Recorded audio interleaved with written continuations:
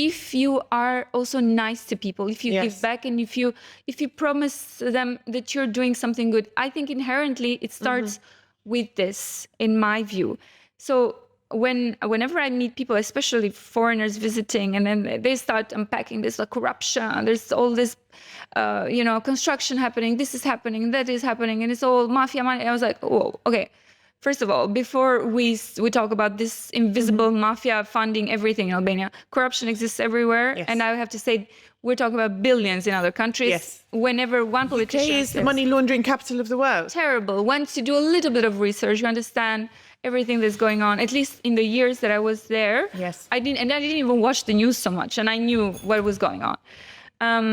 But then the institutions worked, of course, because they had been established for hundreds of years. So, and then in the case of Albania, whenever they come, and I was like, no, you have to understand, it's also culturally like that. It's the way we are. And also, let's not forget, Albanians will go out of their way to help you. Yes. They will, in a way that I missed so much in London, and I didn't really understand it, because it's such a big city. It's amazing, and I'm not comparing it to other places which can be awful, like New York or most cities in the US. I'm sorry, but you are dehumanized to the point of not understanding anymore who you are and what you want.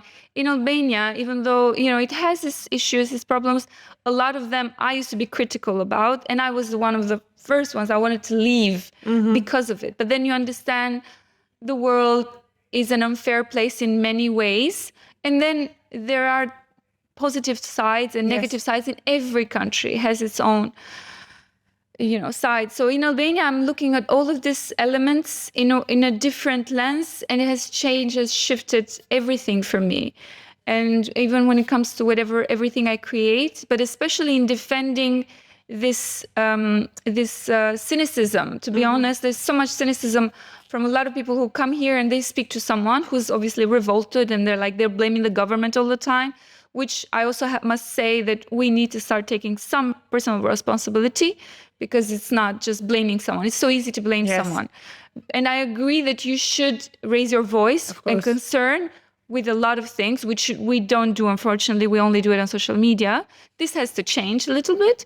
But then culturally, I said, Albanians are so loving and kind, and they just need that, to pass that restriction of seeing the other in a different way, because then we start having those small moments of people get too close, but there's the aggressiveness, people for no reason, they can be like this attitude of, which is impoliteness. But I think it's, for me, it could, with the same person, the same day, the opposite could also happen. You could immediately bond and create this loving conversation that makes your day.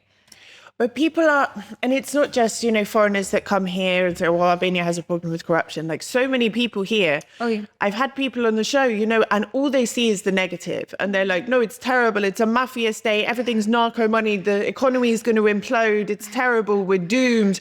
Nothing has improved in the last 30 years. And I get things are not perfect, but I just cannot. Okay, I have an element of privilege.